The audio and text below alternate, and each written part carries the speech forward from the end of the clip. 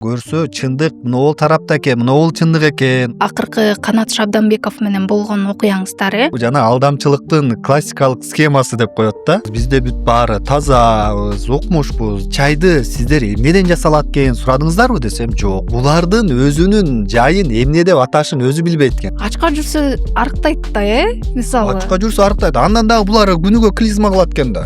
Арыктайт да. Печатты ким басты тиги мөөрдү? Биздин бүт сертификатыбыз бар. Мына Лицензиялары бар бекен? Бунун кайсы жери мыйзамдуу, кайсы жери мыйзамсыз экенин өздөрү деле билген эмеспи деп ойлоп калдым да. Турак жайынан айрылып калгандар же болбосо алданып калгандар туурасында документи туура эмес болуп калган. Бүт сотторду ачык өткөртсө жакшы болмок. Мамлекет башчылар мына завод ачтык, минттик десе орто звенодолор өзүнүкүн ойноп кетиши мүмкүн. Бийиктиги моундай 2-3 метрлик мөңгүнү оюп талкалап туруп эле кетип калыптыр да жол салып. Демек сиз бийликти дагы элди дагы капа кылбайсыз. Төш кагып чыгыш кыйын го. Ошончо миллион акчаны алар эмнеге коротушат? Статус үчүн, депутатмын деп мындай кармап жүрүш үчүн. Бир расмий маалыматты чыгарып туруп, анан бир ушакты кой берсеңиз, ошо ушакка батыраак ишенет го деп ойлойм да.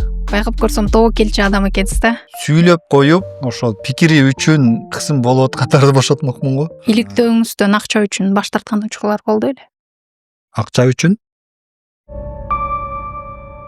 Саламатсыздарбы, урматтуу Маек подкастыбыздын көрүүчүлөрү, урматтуу биздин катталуучулар. Бүгүн бизде өзгөчө конок, жалпы коомчулуктун дейлиби, элдин көйгөйүн бүгүнкү күндө чечүүгө аракетин кылып, таламын талашып жүргөн эркин журналист Элеман Карымшыков. Саламатсызбы? Саламатсыздарбы? Урматтуу көрөрмандар, адаттагыдай эле бизде подкасттын аягында коногубуз кандай белек алып келгендиги жөнүндө дагы маалымат беребиз. Ошондуктан биз менен чогуу болуңуздар. Подкастты көрүп, өзүңүздөрдүн жактыруу белгилериңиздерди калтырып, ой пикир калтырып койгонду унутпаңыздар. Себеби бул биздин подкастыбызга кошулган сиздер тараптан салым деп билебиз. Саламатсызбы? Анда баштайлы. Алгач эле сизни ушул конокко чакыраардан мурун учурдагы баягы жаңылыктарды карап чыктык да. Анан бүгүнкү күндө аябай резонанс жараткан окуялар болуп атат. Сиз иликтеген баягы материалдар боюнча. Анан айта кетсеңиз, ошол акыркы Канат Шабданбеков менен болгон окуяңыздар, негизи эле ошол табият деген жай эмне болгон жай экен, эмне болуп барып калдыңыз эле аяка? Кантип изилдеп калдыңыз аны? Биз соц тармакта ар кандай алдангандар, башкаларга тузагына түшкөндөрдү көрүп билип эле жүрөбүз да. Анан кийин акырындан байкап калат экенсиң. Анан соц тармактан бир күн отурсам, ушулардын табияттын жарнамалары тынбай эле чыга баштады да. Көп чыга баштады. Карасаң эле анан ошол блогерлер, башка тааныштары барып жарнама кылат. Анан кокуй ошол жерге келсең эле укмуш айыгып кетесиң, мына оорулардан арылат экенсиң деп анан баракчасын карасаң, толтура оорулардын тизмесин жазып коюптур. Анан дагы бир нерсе мени шек жараткан бир нерсе болду. Бул жана алдамчылыктын классикалык схемасы деп коет да. Бизге келгендердин ортосунда лотерея ойнотобуз дагы, бирөөнө Туркияга жолдомо беребиз деп лотерея ойнотуп, Туркияга жолдомо ойнотуп атышыптыр ошол жерде. Ошонсун да көрүп байкадым. Анан мындай рекламалары мындай эле кетип атат. Анан өзүмдүн оюмду жазып койдум. Туугандар, бул шек жаратып атат. Абайлаңыздар, барсаңыздар бир текшерип көргүлө. Бул жөндөн жөн эртең ден соолугуңар менен ойношпогула. Мен мындан күмөн санап атам деп жазып койсом, мен билген эмесмин ошондо Канат Шабданбеков ушунун жетекчиси экенин, мен ал жардам алып атат го деп ойлогом. Анан Канат Шабданбеков чыгып, мен ошол жердин жетекчисимин. Неге антип атасыз? Бизде бүт баары тазабыз, укмушпуз деди. Түшүнүктүү, келип көрүп кетсеңиз деле болот деди. Анда көрсөтүп бере аласыңарбы баарын? Макул, анда барайын, көрөйүн. Көлдө жайгашыптыр, 2-3 күндөн кийин мен убактымды тактап барайын дедим, бардык. Макул, көрсөтөбүз, бизде бүт баары таза деди. Анан 2-3 күндөн кийин бардык. Барып алып кирип эле көрдүк. Анан алар ошол 30дан ашык 40 адам отуруптур, аялдар, эркектер, көпчүлүгү эми орто муундан жогоркулар. Ошол укмуш болду, кан басымыбыз түштү, арыктадык, кант диабетинен арылып атабыз, бутум ооручу эле андан айыгып атабыз. Анан сиздерге эмне берет десем, эртең менен табият чай ичебиз дейт. Ал табият чайды сиздер эмнеден жасалат экен сурадыңыздарбы десем, жок. Бизге табият чай дейт, бул өзүнчө сырдуу чай экен, ичсек эле укмуш болобуз дейт. Неден жасалат, каяктан келет, нерсе жок, булар билет, биз ушуларга ишенебиз. Жада калса экинчи жолу келип атабыз, арыктап атабыз. Бир нерсе жейсиздерби? Жок. Табият чайды ичебиз, басабыз, массаж алабыз. Андан кийин 6-күн болгондон кийин толкун шорпосун ичебиз, ошентебиз. Анан мен таң калып сурадым да, ошол жерде жүрүп бирөөнүн ден соолугу начарлап, кайра жолдон кайра үйүнө кеткендер болдубу, мындай буну кабыл албагандар болдубу десем, ошол жерде отургандар дагы эми чын көргөнүн айтыштыбы же эки жүздүүлүк кылыштыбы билбейм, бирок бир да көрбөдүк. Мен былтыр келип 25 күн жүрүп кеттим, эч бир андайды көргөн жокмун дейт. Канат Шабданбековдун өзүнөн сурасам, биз бир жылда 1000ге чукул адамды ушул жерден дарылап кетирдик, бири дагы арызданган жок. Эч биринин ден соолугуна зыян келген жок, баары эле жыргап кетип атат дейт. Мындай болушу мүмкүн эмес да. Анан ошону мен кайра сурасам деле ошентет. Анан көрдүк, ары чыктык, макул деп эми айтып берет деп, дары дармектерди кантип жасайсыңар десем, кадимки эле чөп чайлар, мынабулар. Анан негизи мыйзам боюнча булар элдик медицина менен алектенип атышыптыр. Булардын өзүнүн жайын эмне деп аташын өзү билбейт экен Канат Шабданбеков. Мени ошонусу таң калтырды, бул элдин ден соолугу менен ойноп атат, бирок тиги салык кызматынын төрагасына барып алып, мен клиника ачтым деп сүйлөп атат, келип кетиңиз деп. Силер клиника жок, мен толкунданып кетип ал жакта ошентип сүйлөп алыпмын деп, анан мага сиздерки эмне десем, элдик медицина менен. Так, түшүнүктүү. Анда элдик медицина болсо, мына жерде силерде жогорку билимдүү дарыгер туруш керек. Ошол дарыгер караш керек, башкасын кылыш керек деп, жогорку билимдүү дарыгериңер барбы десем, бири да жок. Медсестра болуп иштеген, бирөө фармацевт экен, бирөөсү. Экөө ошондой экен, бирөө болсо жөн эле мен элдик медицина Казакстанга барып көрүп келгем, үйрөнүп келгем, 2 жылдан бери ушуга аралашып калдым. Мурда эмне кылчыңыз? Мурда өзүмчө башка ишкерлик ишим бар эле, медицинадан сырткары. Кана врачыңар десем, биз элдик медицина эмеспиз, биз жөн эле марафон, ачишени ичи карынды тазалаган марафон дейт. Анан айттым, силер өзүңөр тактап алгылачы, жана эле элдик медицина дебедиңерби десем, анан кайра айланып, толгонуп эле ошентип кетпедиби? Анан чайларын минтип эле жасап беребиз, тигинтип эле жасап беребиз, мына. Анан айтканы, биз буну биздин рецептти көрсөтпөшүбүз керек толук аты жөнүн, урдап алышат, минтишет.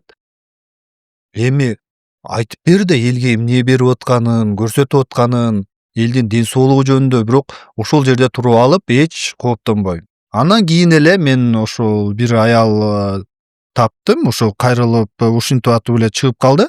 Мен ошол жака баргандан кийин ден соолугум начарлап, жүрөгүмө күч келип, ооруканага жатып калдым, кардиологияда жатып чыктым. Ал жака ошо скидка менен деген 10 күнүнө 24 000 төлөдүм эле, буяка чыгып алып 30 000 менен кайра лечение кылдым деди. Эми ушундай окуялар бар экен. Эми биз Канат мырза көрсө, азыр мени же бирөөнүн заказын кылды деп ойлошу мүмкүн, же мени көрө албай кылды деп ойлошу мүмкүн. Бирок мен азыр айтып коеюн, эгер ал акыл калчап ойлонгон болсо, рахмат айтыш керек мага. Анткени аны чоң кырсык баледен биз токтотуп калдык. Азыр жабырлангандар мага дагы деле жазып атышат. Өтө кыйналып кеттим, аллергия болуп кеттим, минтип кеттим деп. Кече эле бир аял кайрылган, видеосун чыгаргам, аллергия болуп шишип, бетим шишип, дагы деле өзүмө келе албай атам деп. Бетин жаап коюп чыгарам, анан кайра ызылдап ыйлап чалыптыр, мен баары бетим жапсаңыз деле үнүмөн таанып калып отурат, өчүрүп кое бериңизчи депчи. Эми анын жеке тандоосу, макул, анда өчүрүп коеюн деп. Инстаграмда жазгандар бар, мен баарын чыгарган жокмун, эми кайра эле чыгарып берсең эмне жабышып атат дебесин депчи. Ушундайлар бар экен. Эгер булар эми макул деп арыз жазбаптыр да. Эгер бир арасынан ушундайда бирөө чыгат, жана принципалдуу токто деп туруп, мен сага көрсөтөм деп принципалдуу бирөөсү чыга турган болсо, мен ушуга баргандан кийин минтип ден соолугуман ажырадым деп туруп, милицияга арыз жаза турган болсо, бул өзүнчө берене менен кетет. Бул ошол жагын ойлободубу же билип туруп кылдыбы, мен таң калдым анычы.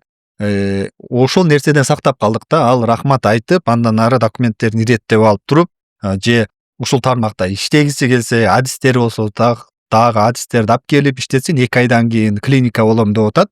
Кандай кылып ачат экен? Мыйзамдарга талап жооп берсе иштей берсин. Андан кийин да текшересизби? Эми көрөлү, мен баягы ушуга жабышып калды, анан бул ушул үчүн эле ушул Канатка да бир өчү болду дебесин.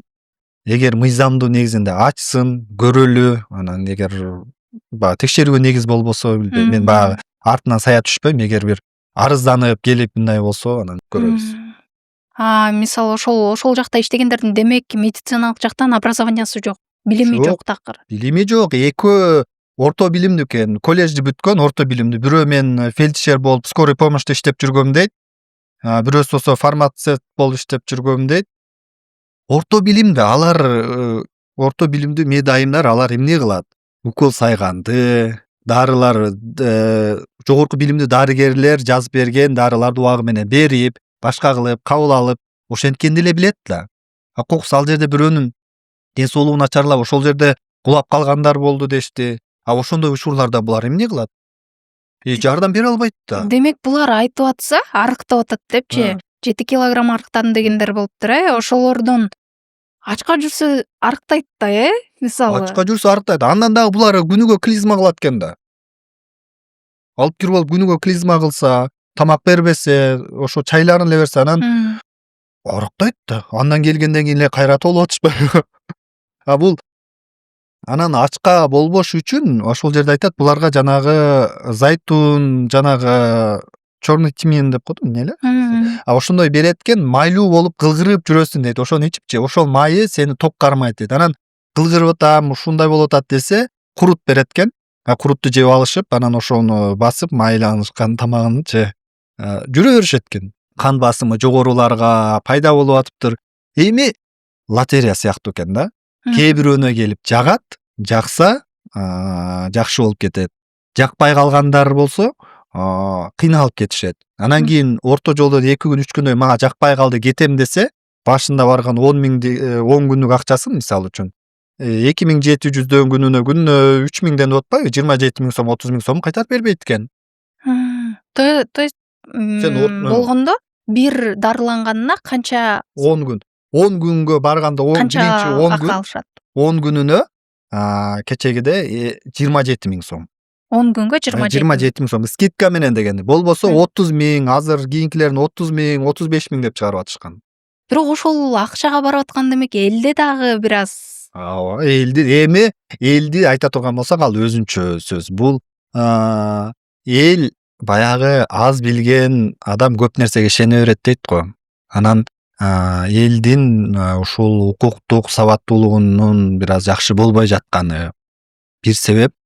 Анан бул башка тараптан алганда, ден соолук жагынан алганда, кээде мына ден соолугу начарлап, аркы жакка барып чарпылат, берки жакка барып чарпылат. Анан ушул эле далилденген медицина биздин ооруканаларга барса деле толтура дарылар жазып берет, анысынан пайда болбойт. Анан ооруган адам издейт экен да, ушул бир кандайдыр бир кереметке ишенгиси келет экен. Айласы кеткенде ушуну да көрөйүнчү дейт экен. Ишенет экен да, үмүт кылат экен да, үмүт менен барат экен. Бул өзү шекшип атса дагы баары мактап атат го. Чын эле мен дагы ушул жактан бир жакшы болуп кетсемби деген ой менен барышат экен да.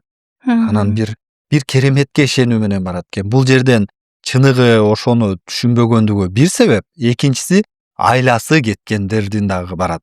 Анткени ушул жакка барып балким жакшы болуп кетем деп. Анткени көрүп жүрөбүз да, 2 жыл жүрүптүр, 3 жыл жүрүптүр, барбаган жери калбаптыр, акырында ушул эле бир дарыны ичсе жакшы болуп кетиптир дегендер болот го. Ошондо болуп мен дагы ошодон улам жакшы болуп кетем деп да барышат окшойт деп ойлойм. Сизге ошол жерге барганда мисалы документтерин көрсөтүшүптүр го. Ал көрсөтүлгөн документтерде эмне болгон? Ал көрсөткөн документтери ошол жерде дагы бир таң калдым да мен. Ал документи жөн эле декларация экен. Тамак аш продукциясы катары кирген декларация экен. Ал жерде дары чөптөр толтура жазуусу турат, бир барак толтура. Биз 17 түрүн колдонобуз дейт, 17 түрүн астын сызып коюштур. Мына дарыларды колдонобуз деп. Анысы деле чөп чай, жанагы чычырканак, башка сыяктуу, анан дагы бир өздөрү бир нерселери.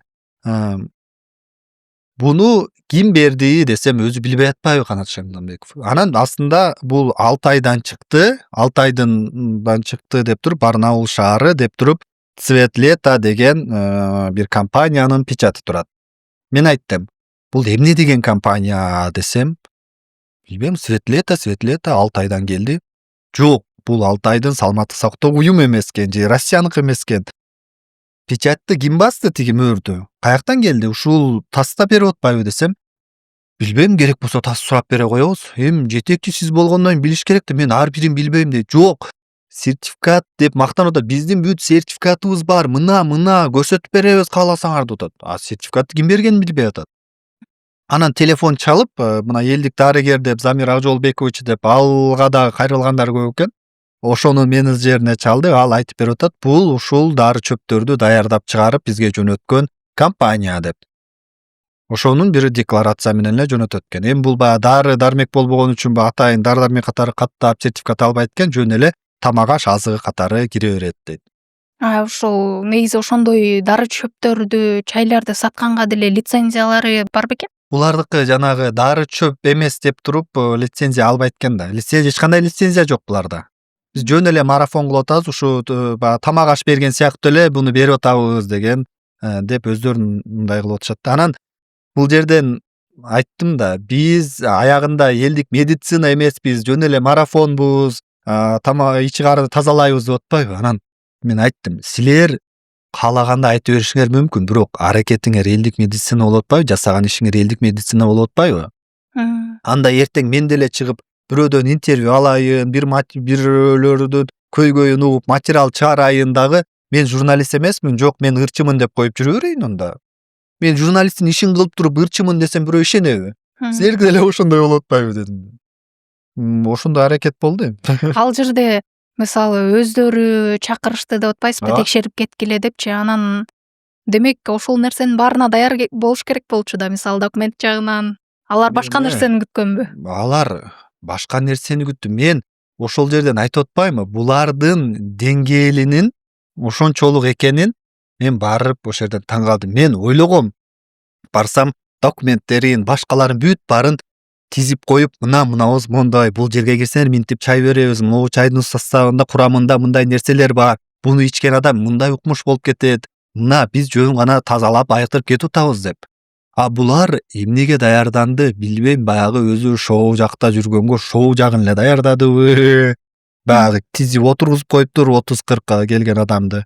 Каалаганынан сураңыз, айыгып атат, жакшы болуп атат деп ошолорду суратып туруп анан үстүгө чыгып, моундай кымбат массаж жасоочу жабдууларды алганбыз, ушуларды көрүңүз деп эле ошол жагына эле даярданышыптыр да. Менин түшүнгөнүм, булар ошол ишти жасап атып, аягында кесепети кандай болот, бунун кайсы жери мыйзамдуу, кайсы жери мыйзамсыз экенин өздөрү деле билген эмеспи деп ойлоп калдым да. Эгер өздөрү билип турса, даярданмак да ошол нерсеге. Өздөрү билбей эле мындай позитив менен эле жасай бердиби, оптимизм менен эле монтип ура менен эле кете бердиби. Анан кийин бүткөндөн кийин деле, камера өчкөндөн кийин деле ошо Канат Шабнамбековго айттым. Ооба, сиз ниетиңиз жакшы экен, элди айыктырайын деп атат экенсиз. Бирок моундай тобокелчиликтер бар, эртең бир неме болосуз. Ниет жакшы болгон башка, ошол ниетти ишке ашыруунун жолдорун билген башка. Ошону билип коюңуз, эртең бирөө арыз жазып бир нерсе болгон болсо өзүңөргө эле кыйын. Арыз жазгандан дагы силер элдин ден соолугу менен ойноп атасыңар, жаза албагандар бар. Силерге ишенип келген адам ден соолугунан айрылып калса, канча убакыт силерди каргап өтөт. Бул оюнчу эмес, адам ден соолугу кайра кайтпайт. Биз азыр могул сүйлөп туруп, камера болбой калса камераны өчүрүп кайра башынан сүйлөй алабыз да. Ал ден соолугунан айрылган адам кайра калыбына келиш үчүн көп убакыт кетет. Аны кайра калыбына келбей да калышы мүмкүн да. Булардын демек иштегенине канча убакыт болгон? 1 жыл болупту. Бир жылда канча кардар тейлешкен? 1000 адам тейледик деп өздөрү айтып атат. Демек 1000 адамдын ден соолугунун жакшы болушуна да, жаман болушуна да себепчи болуп калышты. Ооба. Бирок өздөрүнүн айтымында эч бир арыз болгон эмес дейт. Мага эле Инстаграмдан жазганы, тек жазгандары 5-6 болду. Эми билбейм, пайдасы тийгендерге тийип аткандыр, баягы экинчи жолу келип атабыз дейт. Укмуш болдук дейт, балким алар жакшы болсо жакшы эле болсун дейли. Жабыркагандар аз эле болсун деп тилейличи. Инстаграмга, Ютубка салыштырмалуу Инстаграмда бул маселе боюнча көрүүчүлөр аябай көп экен, анан комментаторлор дагы көп экен. Ал жөнүндө мисалы кандай кайрылуулар болуп атат? Жөн эле койбойсуңбу дегендер болгон жокпу? эл тараптанбы? Эл тараптан кандай реакция болду? Эми басымдуу бөлүгү буну көрүп таң калышты. Анткени тааныбаган башка бир адам жасаса макул демек анан бул өзү шоу тармагында жүрүп, алып баруучу блогер болдубу билбейм, ошо пранк тартып жүрүп, анан кийин ушинтип эле медицинага келип эле силерди оорудан айыктырабыз дегени көпчүлүктү таң калтырды дагы, буга болгон ишенимди жоготту да. Көпчүлүгү сындап эле атты, буну кой токтоткула, болбогон нерсе деп. Анан эми арасында болду, мен деле барып айыккам, жакшы болгом, дары чөптөр экен, мындай экен деп. Бирок басымдуу бөлүгү сын көз менен карады. Канат Шабданбеков ушул материал чыккандан кийин кандай реакция кылды? Бирдеме айттыбы же ошону менен байланышкан жоксуздарбы? Мага байланышкан жок. Мен дагы бир буну таң калып бүтпөй атам да. Мен бир аялды чыгардым да, ушул ден соолугум начарлап кетип, жана жүрөгүмөн ооруп, ооруканага жатып калдым деген. Мен ойлогом, мен материал чыккандан кийин Канат Шабданбеков чыгып, ошол эже кайсы экен, биздин ден соолугу начарлап кетти деп биздин маалыматыбыз жок экен го, номерин бериңизчи, мен сүйлөшөйүнчү ал менен, неге мындай болуп калды экен, мен ушул кырдаалды чечкенге аракет кылайынчы деп чыгабы дегем да. Эч чыккан жок, чалган жок. Булар кайсы аял экен, кана бериңизчи, же сиз алдап чыгарып койдуңузбу, же башка таанышыңыз эле чыгарып койдуңуз, мен ошо менен сүйлөшөйүнчү, качан келиптир бизге, же болбосо дарыланганын мен себептерин билейинчи дейби экен десем, жок. Эч байланышка чыккан жок, сураган жок. Башкы маселе танган жок. Танган дагы жок. Болгонун эми бул унчукпаганы, унчукпаганы ушул нерсе туура экенин растап атканыбы. Анан кечегиде деле бир аял чыгардым деп атпайбы, аллергия болуп кетип, шишип кетип, анан кыйналдым деп видеосу чыгаргандан кийин Инстаграмдан мага жазган экен. Бирок кайра 15-20 мүнөт окубай көрбөй калыптырмын. Эмне деп жазганын эле көргөн жокмун. Кайра кирсем, өчүрүп коюптур да, удаление сообщение деп 4-5 жолу жазган экен, өчүрүп коюптур. Андан башка эч кандай реакция болгон жок. Анан өзү кайрылуу жасады. Мен саламаттык сактоо министрлигине келдим. Ушул жактан көрдүм. Көрсө биз айыктырабыз деп туура эмес сүйлөп алыптырбыз. Айыктырбайбыз деп айтышыбыз керек экен. Биздин ишибиз уланат. 2-январда да 3-январбы келгиле. Дагы бир поток кабыл алабыз деген. Бирок кайра 1-2 күндөн кийин эле болду, биз клиника болмой болдук. Убакыт ишибизди токтоттук, 2 айга жабылдык деп айтты. Демек изилдөөңүздүн натыйжасы болуптур да. Ооба, булар азыр токтотту ишин. Эми баягы 2 айдан кийин кандай болот көрөбүз. Андан кийинки эле маселе ушул Канат Шабданбековго чейин деле, андан кийин деле ушул боюнча көп изилдөө жасап атасыз. Мисалы, жанагы турак жайынан айрылып калгандар же болбосо алданып калгандар туурасында документи туура эмес болуп калган. Негизи Ансар групп болуп кетти. Анын арасында аны реклама кылгандар дагы бир аз сынга кабылып калышты. Айзада Жамгырчиеваларды сүрөттөрүн көрсөтүп эме кылып калышты. Негизи эле ушул боюнча кандайча кайрылып калышты? Ал эмне болгон алдамчылык, эмне болуп алар? Бул Ансар групп дегенде убагында укмуш иштеген, бу 22-23 жылдары элге баягы кооператив болгон, Ихсан деген.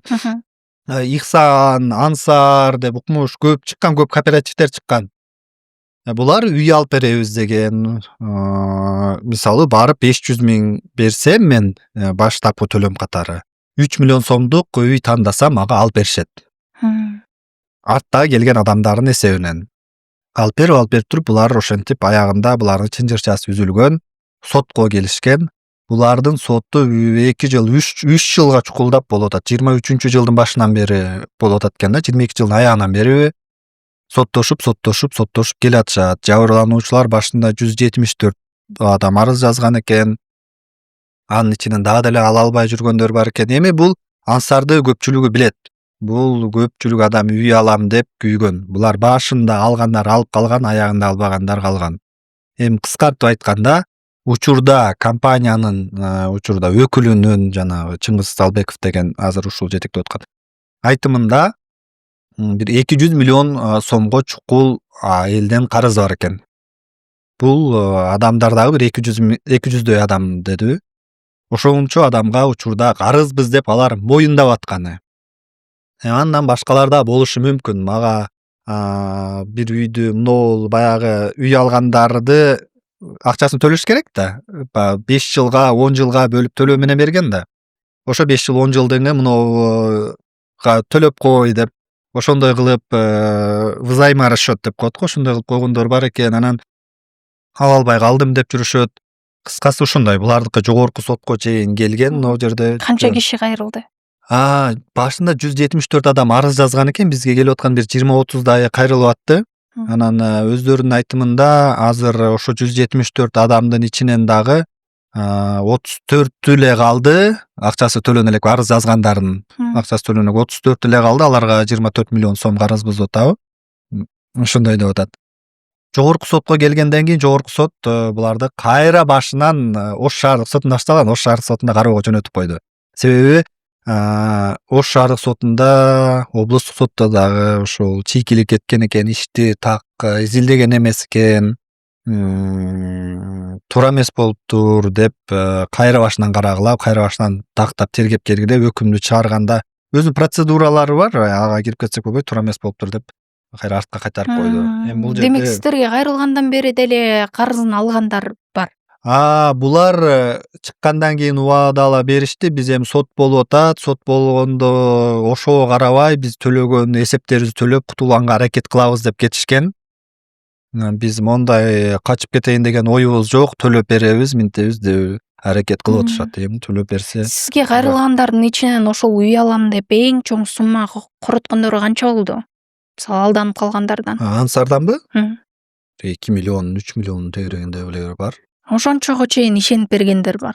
Ооба, анткени булар башында ишене турган кылышкан. Кооперативдер катуу кеткен бул 2020-жылдан кийин. Бирок ошол Иксандар дагы ызы чуу болбоду эле. Алар жабылгандан кийин буларды эч ким караган эмес беле. Ошол учурда эле Иксандын ызы чуу болуп аткан учурда булар кармалган. Андан көп өтпөй эле булардын деле иши токтогон ошол учурдачы.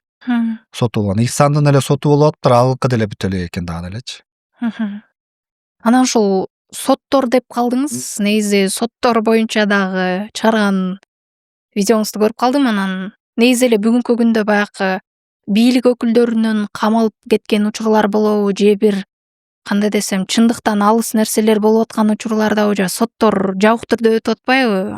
Негизи сиздерди такыр бул сотко катыштырбай койду. Анан ал эмне болгон маселе эле, эмне боюнча сотко бардыңыздар эле? Кайсы сот? Акыркы жолу чыккан материалыңыз боюнча айтканыңыз бар экен го, эми сотко бизди үн жаздырганга кийин уруксат берди, бирок тартканга уруксат бербей жатышат депчи. Ал Ансардын иши боюнча Ошолго жабык түрдө өттү.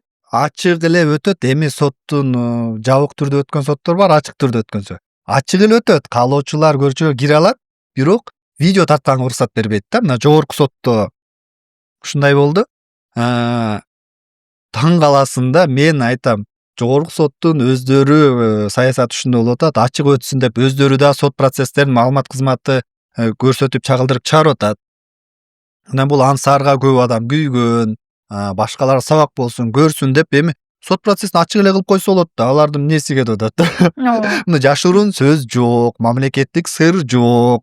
Баягы кылмышкер, баягы жашы жетелек балдар жөнүндө каралган иштер жок. Ачык эле көрсөтүп койбойбу? Жок, жабык.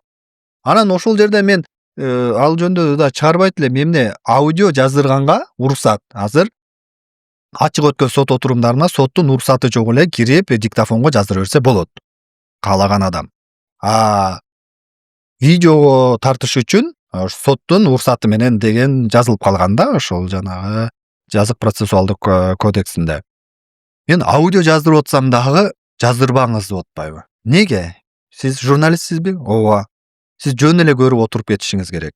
Жабырлануучулар же айыпталуучулар өздөрү жаздырса болот деп. Эмнеге? Каерде жазылып турат? Сотко келген адам баары жаздыра берсе болот деп өзүм пикирим айтсам, анан макул, кайра жаздыра бериңиз деп атты. Ушул Ал жакта бирөө жарымдын кызыкчылыгын коргон мотивдер жок беле? Антип деле ойлобойм, бирок кээде ал бул баягы кызыкчылыктан дагы эмес. Ошол судьялар, башкалар мындай ашыкча соцсетке чыккысы келбеген үчүн эле ушундай кылат го деп ойлойм. Менин ишим, мен карап аткан ишти ачык коомчулукка чыгарып, мен бул жерде эмне деп сүйлөп атканымды жалпыга чыгарып койбосун деп эле ушундай кылышат го деп эле ойлойм да. Анан баягы кызыкчылык мындай деген андай маселе жок. Мен ушул соттор боюнча айтып кетейин. бүт сотторду ачык өткөртсө жакшы болмок. Мына Казакстанда резонанс болгон иштерди өздөрү түз эфирден көрсөтүп сотторду берип атат. А бизде эмнеге видеого сот процессин кандай өтүп атканын көрсөтүп бериш үчүн видеого тартса болбойт? Бул эмне кылмыш? Башкалар сабак алсын да. Сен ушундай кылмыш кылсаң, алдамчылык кылсаң, эмне болооруңду соттор ал жерден кантип жаза берерин билип, көрүп туруш керек. Биз унутчак болот экенбиз адам.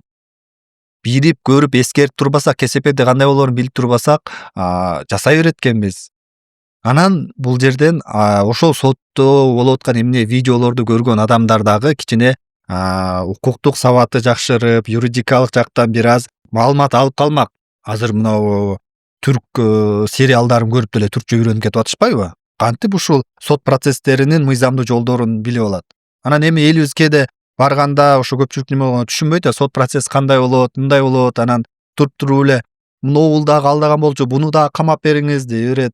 Анан эми судья айтат да, биз антип камабайбыз, бизге силер биринчи милицияга арыз жазышыңар керек, алар тергеп, анан бизге өткөрөбүз сотко. Биз ошо бизге өткөн иштерди гана карайбыз деп. Ошол сыяктуу иштерди, сот кандай болот, эл түшүнмөк да. Анан сот реформасы деп канчалаган акчалар кетти. Моундай иштерди кылсак соттордун коррупциясын жоёбуз деп атат. Камаганын азыр камап атышат айласы кеткенде. Бул соттогу коррупцияны жоюунун дагы бир жолу болмок. Ачыктыкты камсыздап берсе. Бүт баарын ачык көрсөтөсүн, бүт баарын чагылдырасың. Бул соттор ошол мыйзамды, кантип мыйзамды буйтап кетип атса дагы, кантип соттор мыйзамды буйтап, бирөөнүн кызыкчылыгына чечип берип атканын да көрсөтүп бересиң да. Аны көрөт да коомчулук. Ошол эле бийлик органдары, башкалар, прокуратура, орто звенодогулар кылса, жогорку звенодогулар көрөт да, түшүнөт да. Анан айтат да, сен бул жерде эмне моундай кылып атасың? Токтот, көрөт, башкалар билинет. Анан кийин кайсы судья кандай чечим чыгарып атканын билет. Бул судья жакшы экен. Бул жакшы чечим чыгарып атат, жакшы кетип атат деп көрөт. Болбосо бунуку туура эмес кетип атат деп көрөт. Бул ачыктык менен дагы бир коррупцияны жойсок болмок. Мен ушул бир мыйзам эле сунуштасакпы деп ушу депутаттар кайрылсакпы же бир ушул өзүмдүн пикиримди айтсамбы деп атам, бир сунуш кылып кандайдыр бир сот процесстерин, ачык өткөн сот процесстерди видеого тартууга уруксат берилсин деп, жана аудио жазуу сыяктуу элечи.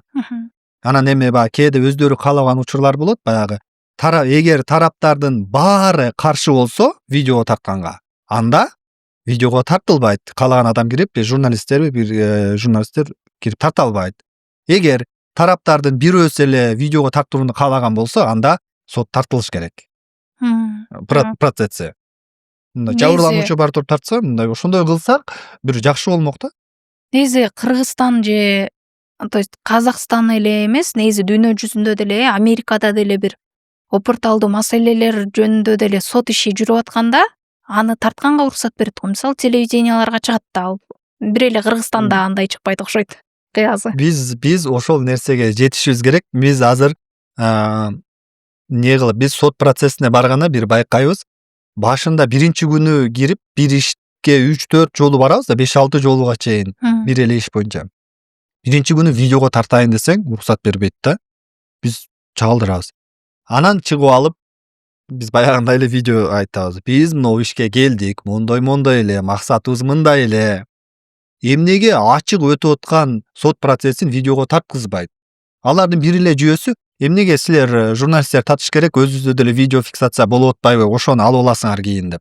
Өздөрүнө деле азыр видео тартылат да, баягы жаңы мыйзам менен ар бир сот видеого тартылып, үнү жазылыш керек. Эгер видеого тартылбай, аудиого жазылбай калган эле сот болгон болсо, ал ишти кайра башынан кароого негиз болот деп киргизип койгон. Азыр милдеттүү түрдө видеого тартылат, бирок ал өздөрүнө жазылган записти алыш дагы бир аз кыйыныраак. Кандай жазылат, үнү кандай жазылат. Ошондуктан анын үстүнө оперативдүү түрдө берүүгө да мүмкүн эмес да. Бермес, ал бир жуманы тегерегенде алышы мүмкүн алса. Анан биз киребиз, айтабыз, ушинтип тарттырбай койду деп. Анан экинчи күнү киргенде уруксат берип калышат. Эмне себеп? Эми бул баягы ортодо боло жана айтып атпаймынбы, судьялар өзүнүн кызыкчылыгы мен бияка чыккым келбей эле койбойн. Менин карап аткан иш соц тармакка, коомчулукка чыкпай эле койсун деп ойлоп туруп чечим чыгарып коет. Балким жогору жактан чалаттыр. Сен эмне ачык өткөн процессте эле неге жабынып жашырынып атасың? Тарта берсин да эмне жашыра турган нең бар деп айтат чыгар да. Же өзү ойлонуп кететтир. Ой, мен тартпайын десем булар ушинтип атат. Тарттырып берейин депчи. Анан эртеси күнү келгенде бир эки учурлар, аха, сиз баягы журналистсизби, кече мени чыгарыпсыз, тарттырбай атат деп. Макул тартыңыз бүгүн деген учурлар болгон. Демек ушул акыркы маселелер боюнча бериле турган суроолор негизи ушул эле бүгүнкү баягы коомчулукту дагы кызыктырып. Бул деген бизде подкастта болгону кыска түшүндүрмө болот да. Аны мисалы көргөндөр бар, көрбөгөндөр бар. Кээ бирлери мисалы Инстаграмдан көрүп алып түшүнбөй калды, эмне балекет болуп атат дегендейчи. Анан негизи эле ошол жактарда мисалы көбүн эсе блогерлерге дагы сөз тийип атат да. Ошол эле Канат Шабданбековдукунда деле, Ансар групптукунда деле бүт эле блогерлер реклама кылган, ошого ишенип баргандар көп мисалычы. Анан ошол блогерлер канчалык деңгээлде элге таасир этет, анан канчалык деңгээлде алар жоопкерчилик алыш керек бул үчүн? Жоопкерчилик болуш керек. Бул жерде мындай экен да. Бир четинен карасаң бул блогерлер деле эмитен ойлонуп башташты болуш керек кесепетинен. Алар баягы кесепетин көбүнчө билбейт. Блогер чыгармачыл адамдар бул чыгармачылык менен гана алектенишет экенде. Эми баарын айта албайм. Мен анча-мунча көрүп жүргөндө чыгармачылык менен алектенишет экен. Булар байоо болот экен, адамдарга ишеним менен карайт экен. Анан келип алып бир курулуш компаниясы, башкасы келип алып эле биз укмуш компаниябыз, биз мондайбыз, реклама кылып бер, анчасын төлөп беребиз десе, жарнама кыла берет экен. Анан бирок аудиториясы чоң болгон адам, бирок мен байоомун деген ал өзүн актабайт. Сен аудиторияң чоңбу? Артыңда сага ишенген адамдар болуп атабы? Анын жоопкерчилигин да сезишиң керек. Бул мына жакын 2023 мыйзамда чыккан. Кооперативдерди жарнамалагандар дагы жазага тартылат деген. Ал берене боюнча азыр эч ким жоопко тартыла элек. Эч ким арыз да жаза элек окшойт. Мына Раян группта деле белгилүү эле азыр белгилүү болуп аткан актёрго айтып жүрүшөт ошол реклама кылган деп. Мына Ансарды деле блогерлер, башкалар аттуу баштуу эле Кыргызстанга таанылгандар. Алар жоопкерчилигин сезиш керек. Жок дегенде бир моралдык жоопкерчилигин сезип, бирок эми мен чыккандан кийин угуп калам, кээ бирлери кыйналат экен. Эми өзүнчө ушуну чыгарып атат. Мен деле алдап кетти, мынтти депчи. Анан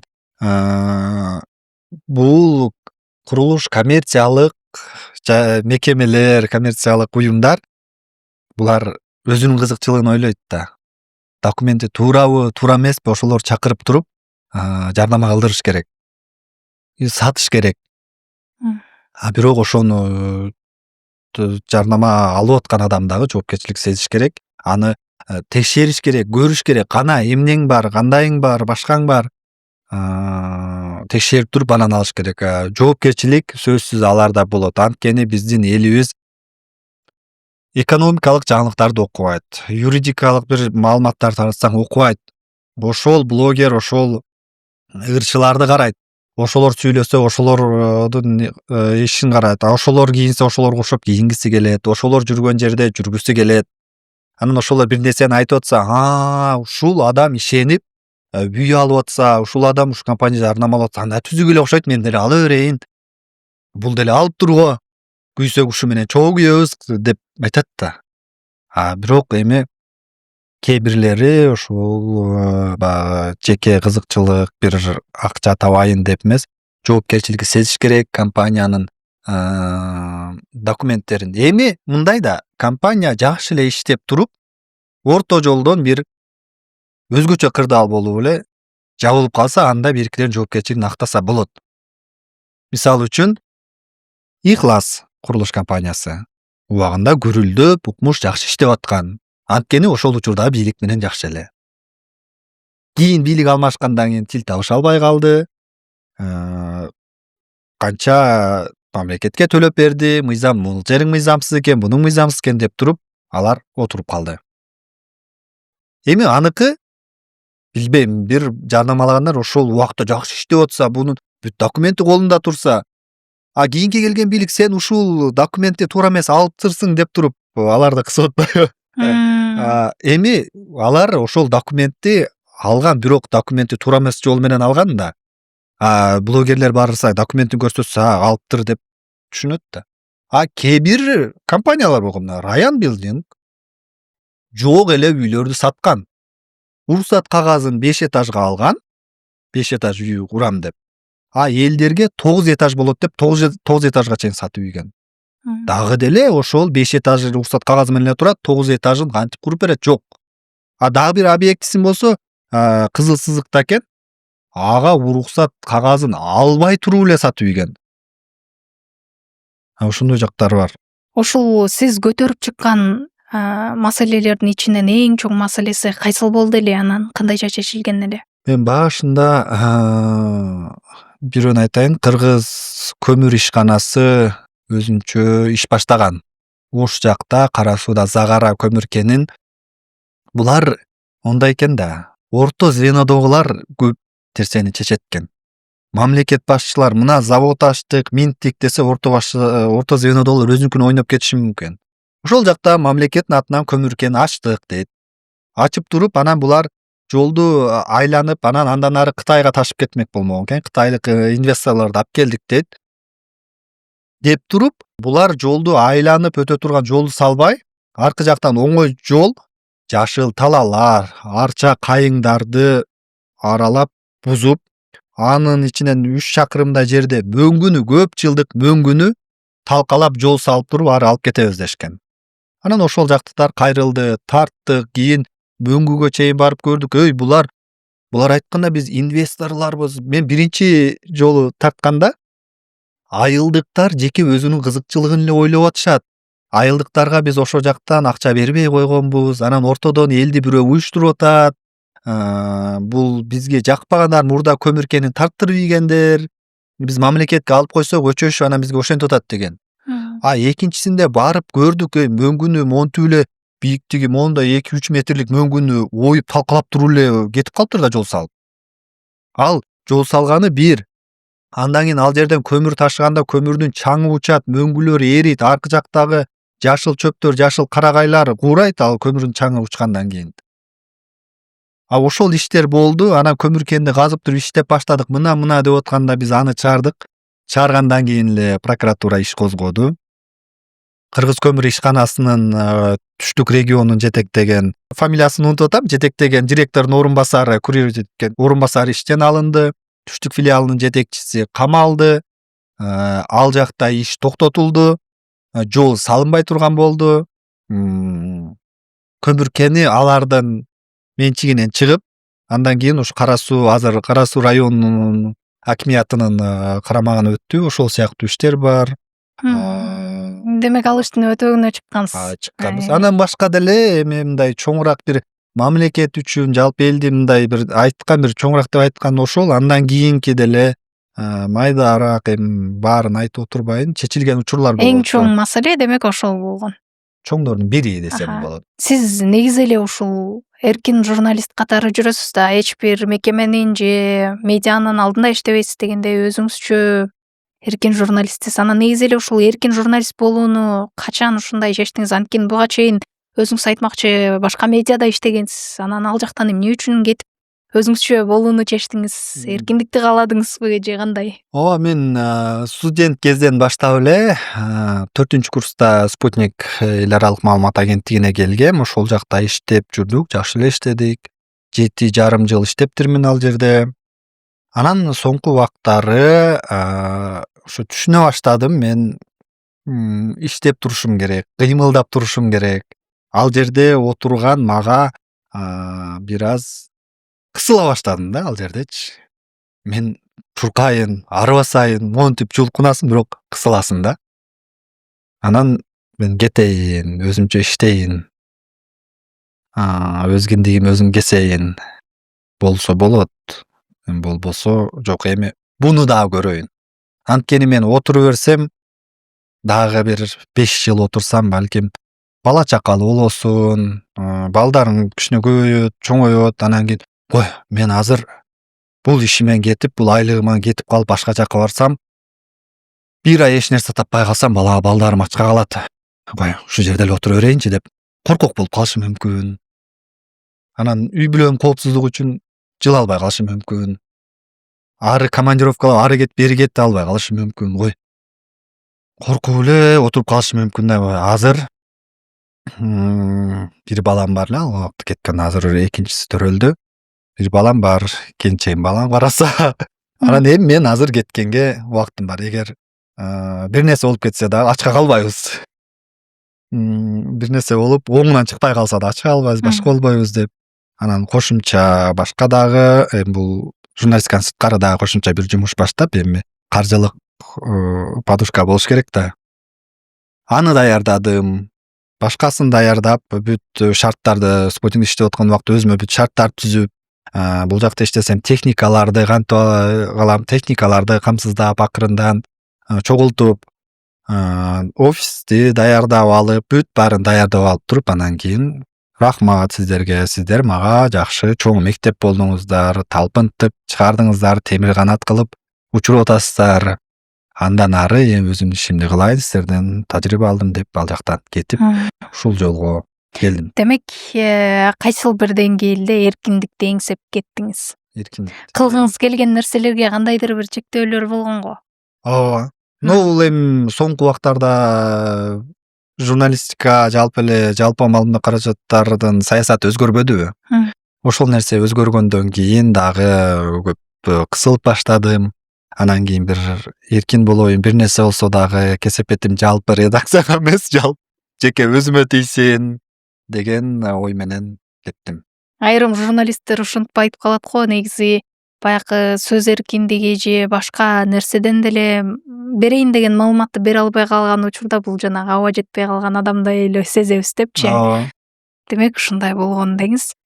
Бир медиада иштесеңиз, бирөөнүн негизи кызыкчылыгына иштеп калам деп коркосузбу? Мындан кийин деле же иштебейсизби эми? Эми турмуш көрсөтөт. Азырынча мен бир медиага барып, ошол жакта иштейин деген оюм жок. Болушунча эле өзүмдүн оюмду каалаган учурда каалагандай айтып коюп, өзүм туура деп эсептеген нерсени айтып коюп, сүйлөп коюп, өзүм каалаган жумушумду жасап, кошумча жумуштарымды жасап, кааласам ары басып кетип, бул жумушумду токтото калып, берки жумушумду бүтүрө калып, ошол нерсе мага азыр жагып атат. Ушул нерсе менен жүргүм келет. Анан азыр башка бир жакка кирип отуруп, андай оюм жок. Анткени эркин болбой калат экенсиң да. Эгер сен журналист катары ошол жакта иштеп, Facebookка бир пост жазып койсоң дагы, ошол редакциянын пикири катары кабылдана берет экен да. Бир нерсе десе деле эл аман жазды дебейт экен да. Тиги редакцияда иштеген журналист ушинтип жазды деп кабылдашат экен да. Демек, жеке позицияңыз катары албайт да, Ооба, адам жеке катары. позиция катары көп албайт. Канча актан бул менин жеке позициям десең деле кабыл ала беришет. Анан ар бир редакциянын өзүнүн саясаты болот. Сен муну кылба, мындай кылба, тиндей кылба деген. Сиз ушул жолго баратып негизи эле байкап көрсөм тобокелчи адам экенсиз да. Ошону ойлоп карасаңыз, эми бизде деле баягы акыркы учурларда эркин журналисттердин деле саны бир топ толукталып көп болуп баштады.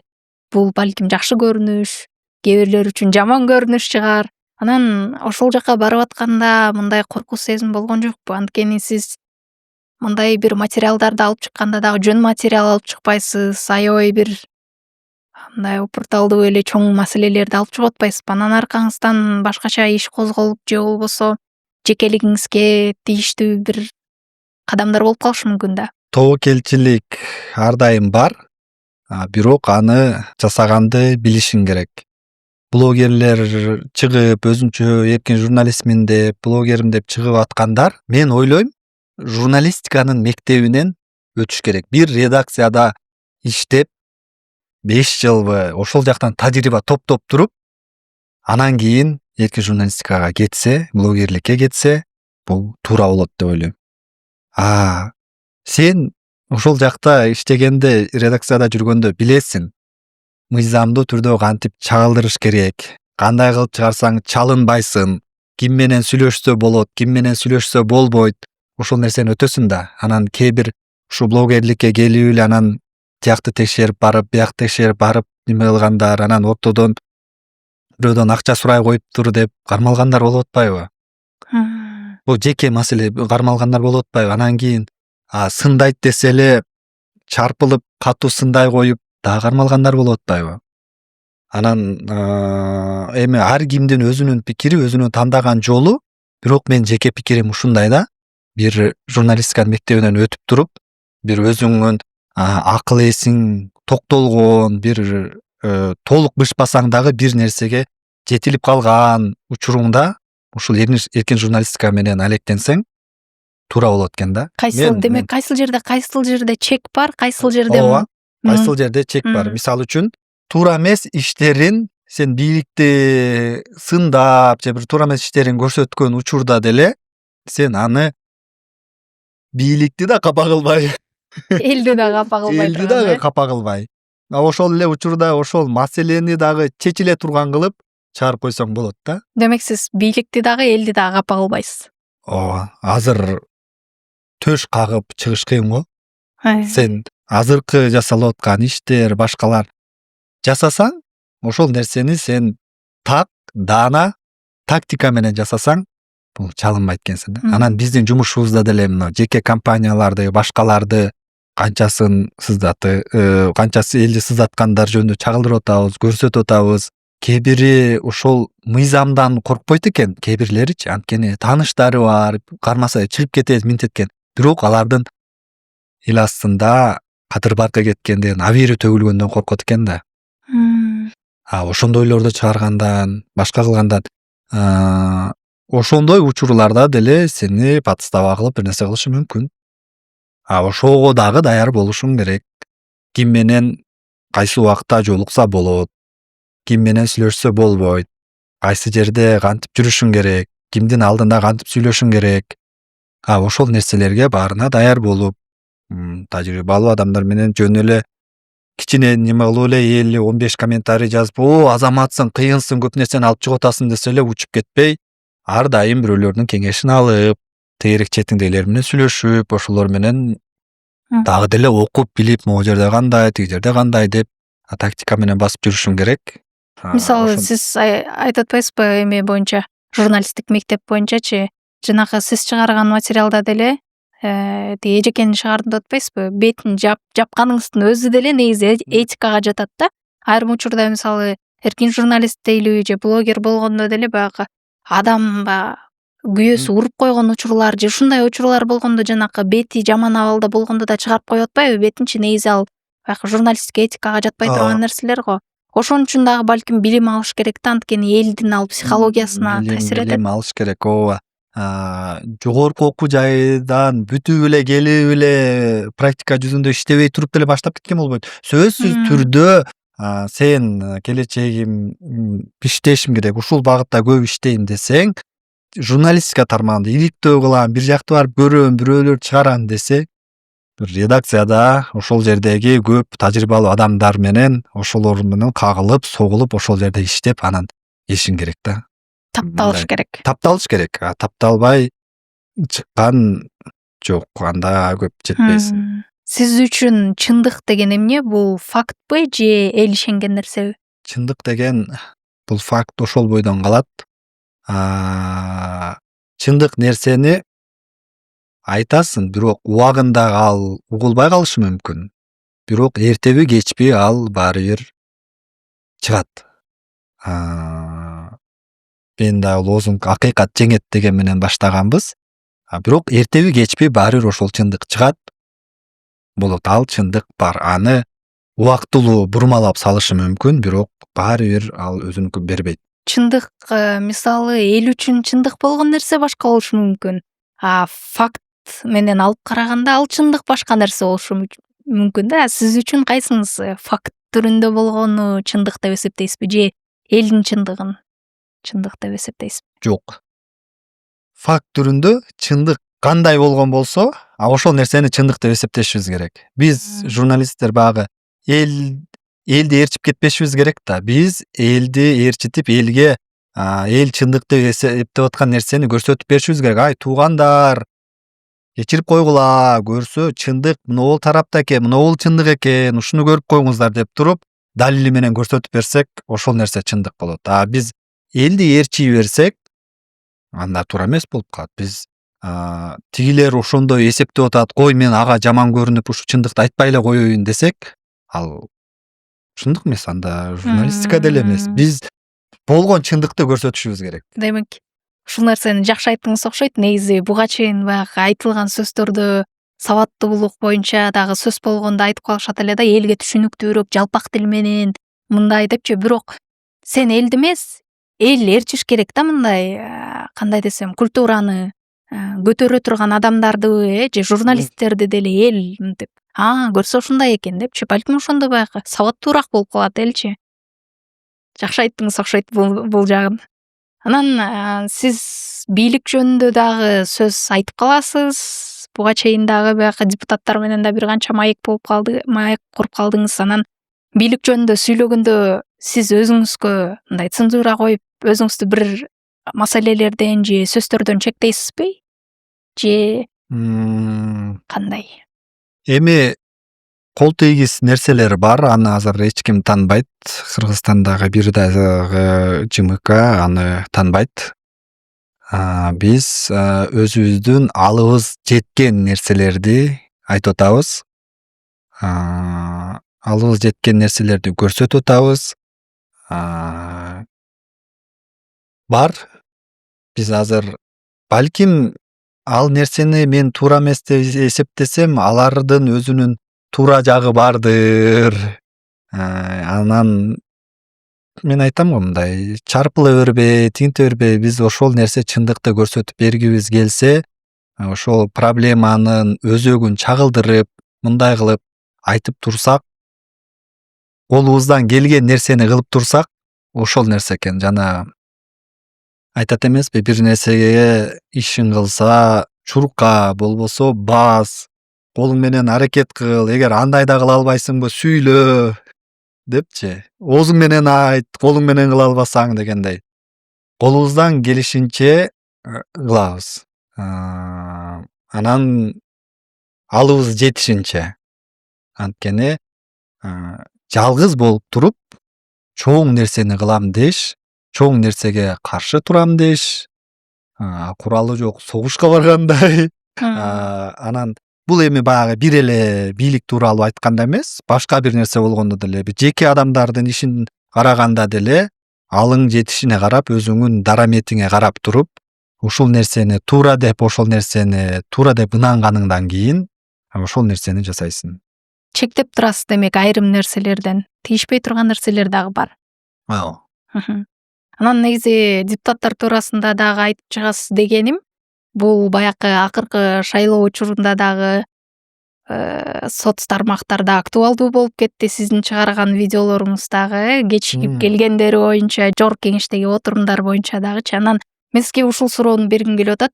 Ушул шайлоо боюнча сиздин оюңузча шайлоо кандай өттү? Шайлоо техникалык жагынан алганда, добуш берүү процесс жагынан алганда, техникалык жагынан алганда таза өттү. Баягы бир адам эки жолу добуш берген жок, жанагы айландырып бирөөгө бирөө добуш берип койгон жок деп, ал жагын техникалык жагынан мен санабайм.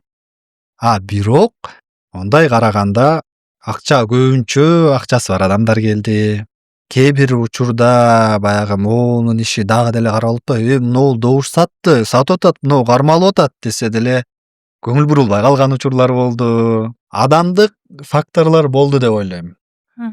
Толук түрдө эми таза салыштырмалуу, таза буга чейинки 2020-жылкы шайлоого караганда ал да канча таза өттү. Анан кийин биз 100% таза өттү деп айткандан бир аз карманам. Канча пайыз дейсиз? 50%бы? 50%дан көбүрөөк таза. 50%дан көбүрөөк таза. 70 таза деп ойлойм.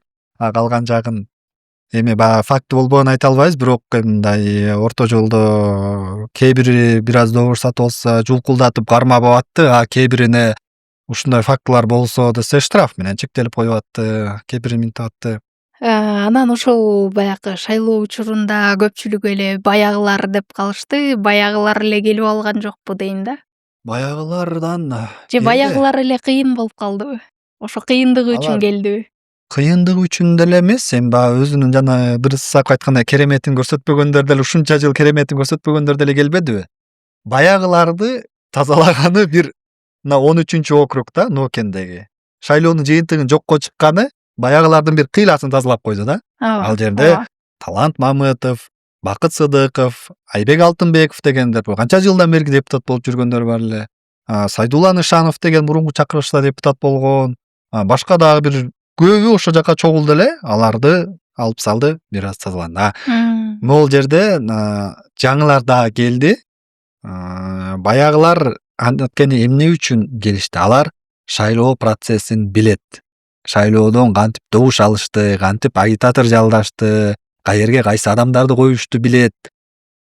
Кантип акча чачышты, анан акча чачып алып туруп, Кайра жыйнашты деп коюңуз. Суудан кургак чыгышты билет. Ошондойлор келди деп ойлойм.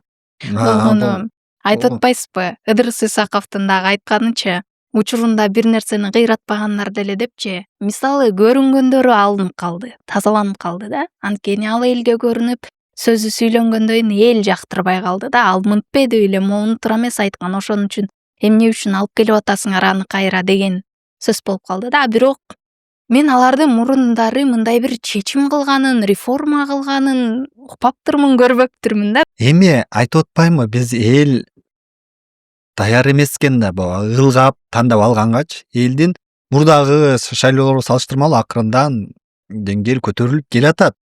Анан шайлоо катышуу деле канча жалпы алганда 39% эле болду элдин шайлоого катышканы. 39% адам чечип атпайбы? Миллион шайлоочу болсо 339 миң эле келгендей болуп атат да.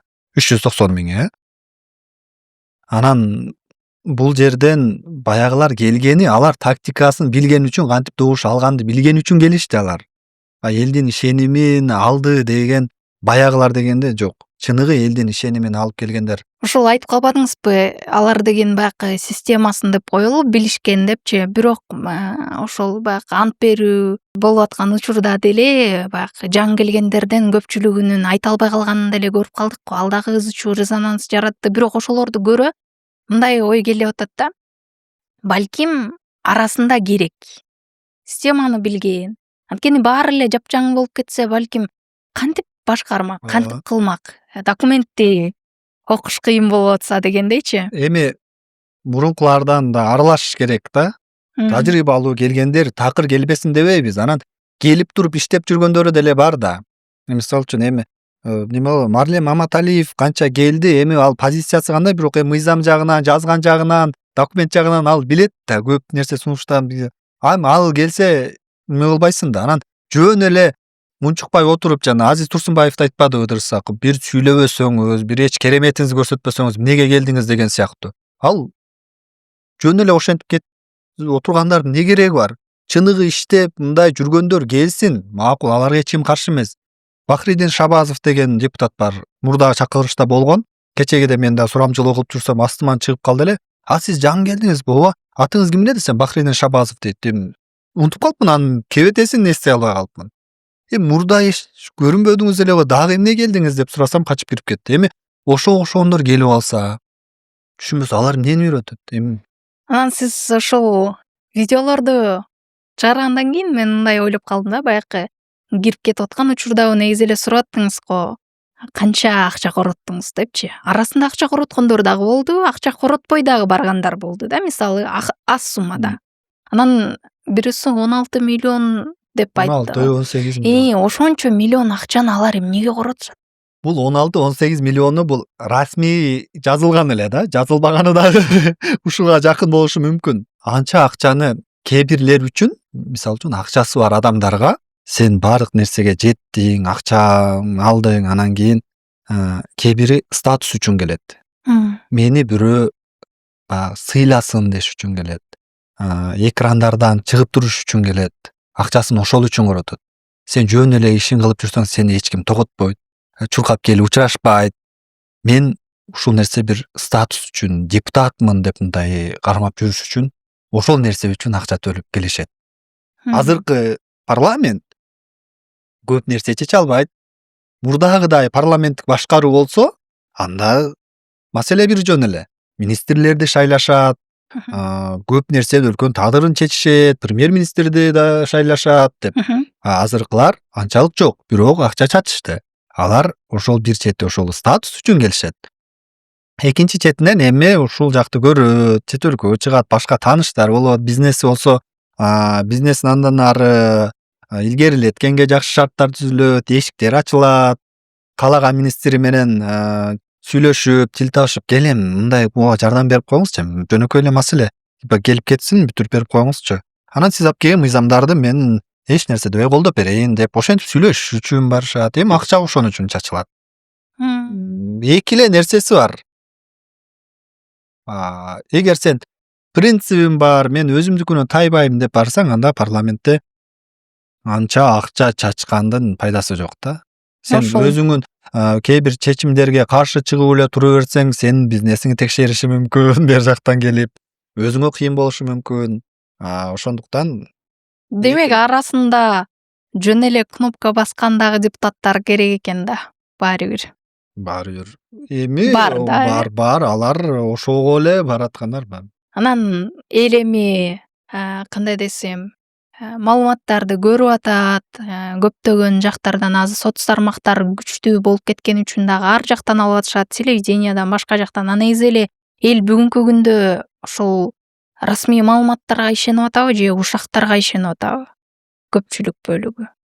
Бир расмий маалыматты чыгарып туруп, анан бир ушакты кой берсеңиз, ошо ушакка батыраак ишенет го деп ойлойм да.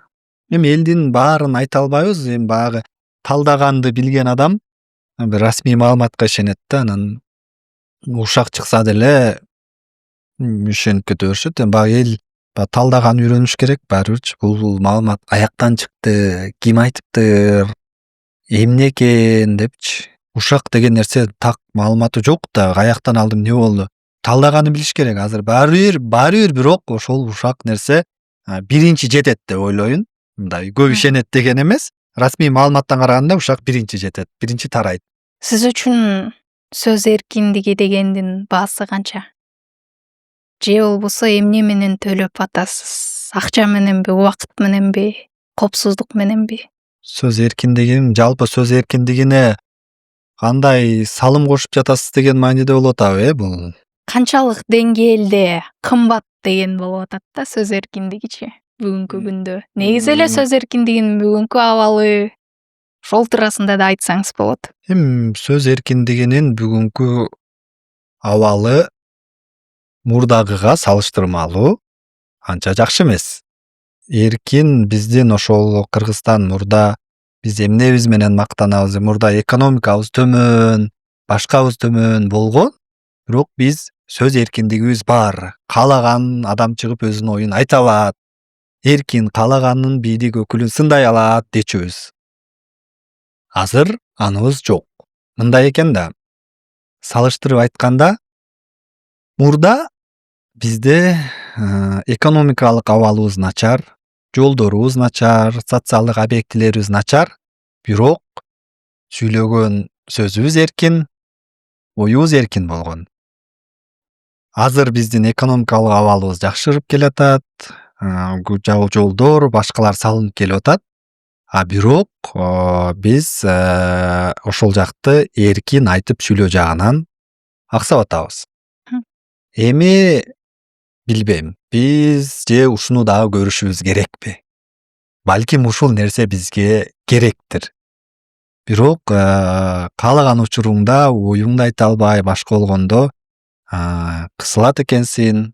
Эми бийликтин башында тургандардын мындай карасаң ниеттери жакшы эле да алардынчы. Элге чыгып сүйлөгөндө, башка кылганда, эл үчүн күйүп, баанда кыйналгандарга үй жай берип, бирөө бир нерсе кылып, мындай жакшы эле. Анан саясатты сындагандар жакка келгенде катаалыраак. Анан балким ушулар биздин ишибизге тоскоол болбосун, биз аягына чыгып алалы деп атышабы. Азыркы учурдагы абалыбыз. Эми мен сөз эркиндигине өзүмдүн кандай кылып элдеги көйгөйдү башка кылып айтып атам. Ошол нерсени именно ушул күнөөлүү же мондой дебей эле Нейтралдуулукту сактап. нейтралдуулукту, бейтараптуулукту сактап, мындай көйгөй болуп атыптыр. Муну эмне кылабыз? Жогорку жакта башка болуп атат, ортодо мындай болуп атат деп ошол нерсе менен эле айтып туруп, анан кийин ошол нерсе менен айтып келатам. Бул Сизге зыяны тиелек. зыяны тиелек. Мындай айтканда биз даяр болушубуз керек да. Коопсуздугубузду караганга, башка жагын бүт нерсени баягы страховка кылганга дейт го. Ошол нерсеге даяр болуп, кайсы жерде кандай, кайсы жерде баягы эркин дегенде ремонтип кете бербей, кырдаалга карап, анан эми баягы кырдаалга карап десе эле болду деп ушунун артынан кетпей, анан көрүп аткан нерселерибиз ашып атса эми мону мындай кылган туура эмес, болбойт деп айтып турушубуз керек. Алыбызга жараша. Жанагы айткандай, мен деле азыр чыгып алып, кыйкырып, монтип бул жер мондой болуп атат, тиги жер тигиндей деп анан кой ай деп түшүндүрсө деле укпай эле кете берсем, өзүңдү жардан ары түрткөндөй да. Демек, кайсыл бир деңгээлде бүгүнкү сөз эркиндигинин кысымы болсо дагы, башкасы болсо да ыңгайлашып атасыз. Биз кандай учур болбосун, ошол нерседен ыңгайын таап иштешибиз керек. Журналист болдукпу, биз элде ошо бир нерсе чалдырабызбы? Окуй азыр ушундай кырдаалга түшүп келип калдык, окуй болду, токтодук дебей, алыбыздын жетишинче болгон тактикабызды, болгон тажрыйбабызды, билимибизди колдонуп, көрсөтүп бере беришибиз керек.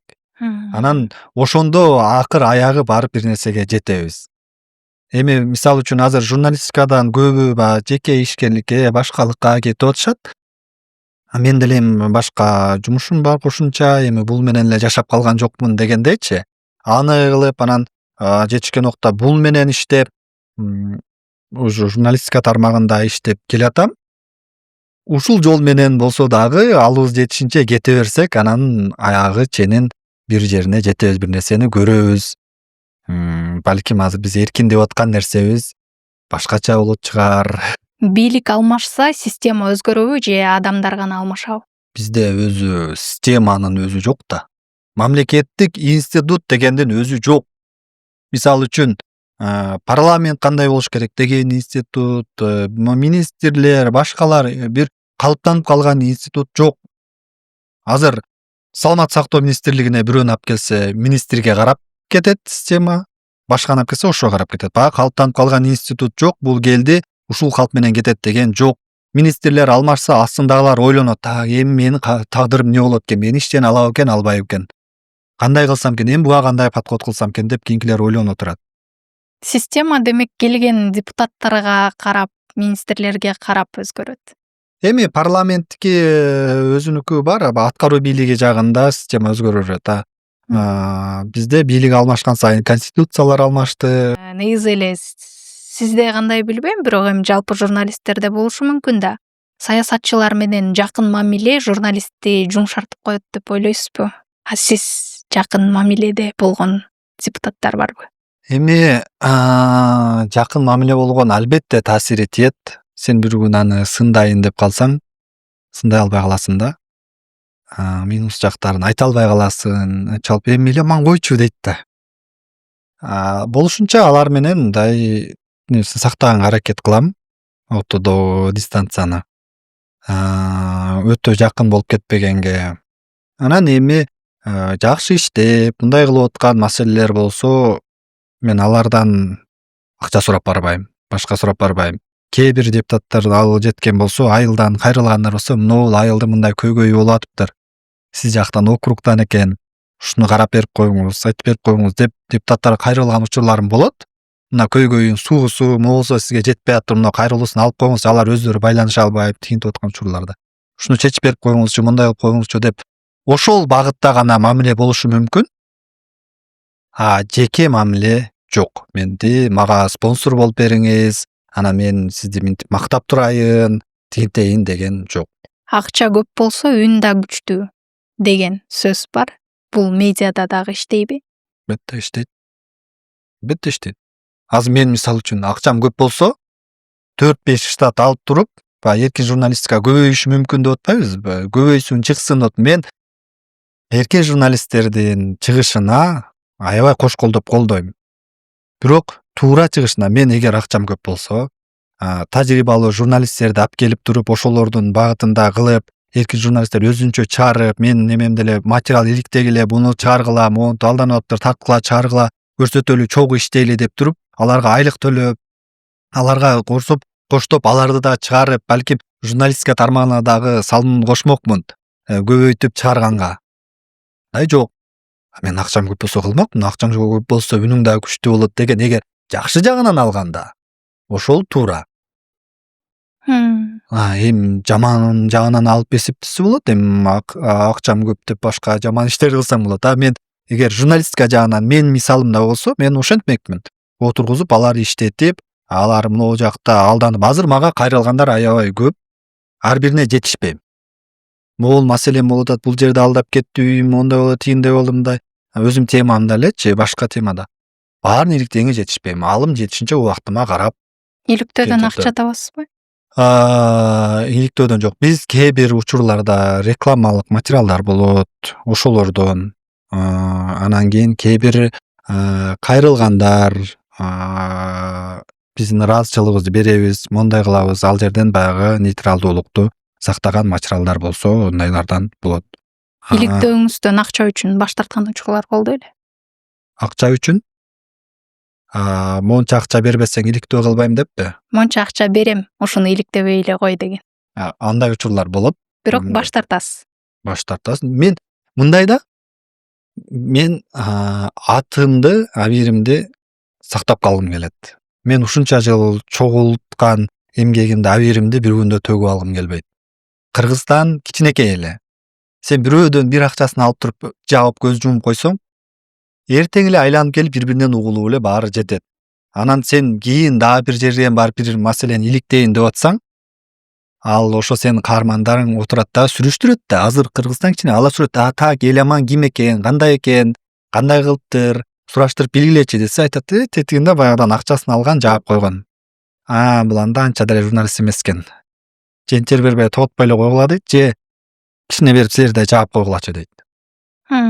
Ошол жагар мен кызматым үчүн же башка бир нерсе үчүн алышы мүмкүн, бирок мен иликтебей кой деген нерседен ала албайм. Анткени чындык болуш керек. Мисалы үчүн мага бирөө ишенип келип атат. Эламан, сени көрүп атам, ишенип атам, чыгарып атасың, элдин көйгөйүн чыгарып атасың, минтип атасың деп ишенип келип, үмүтү менен келип, мага кайрылып, убактысын кетирип, ал айтып берсе, аны мен ары барып алып туруп, эламан койчу, сен мону ал, бир аз жакшыраак жашайсың, кете бер десе, кетип калсам менде 200-лүк болуп калбайбы? Мен элдин бетине түкүргөн болуп атпайбы? Мага ишенген адамдардын, жок деген, мага ишенген 2 адам, 3 адам болуп, ошонун бетине түкүргөн болуп атпаймынбы?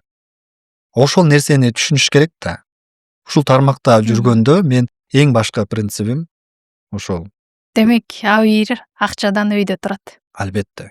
Коомчулукка каршы келген, бирок чын болгон нерсени чыгарууга даярсызбы? Чын болгон нерсени ооба. Коомчулукка жакпаса дагы, каршы келсе дагы. Жакпаса дагы, каршы келсе да, бирок чын болгон нерсе ошол коомчулукка азыр жакпай атып, бирок 2-3 айдан бир аз убакыттан кийин кесепети ошолорго тие турган нерсе болсо, мондой болуп атат, койгула деп айтып чыгарганга даяр.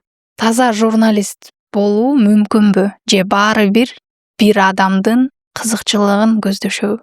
Эми журналистика дегенде деле таза, прям 100% таза деп айтыш кыйын. Баарынын ар кандай бир кемчилиги болушу мүмкүн.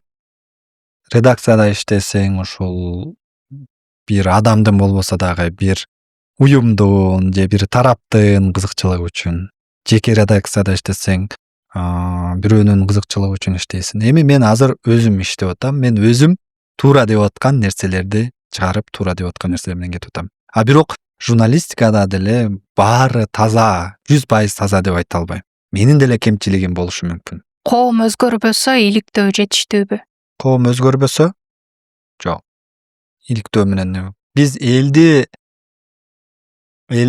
жакшыртышыбыз керек. Мен ушул ойлойм, баягы 90-жылдары бизде билимге көп көңүл бурулбай, анан бир аз артта калып калдык да, сабаттуулук, билим жагынан баягы жан багыш керек болду дейм. Туура түшүнсө болот алар деле.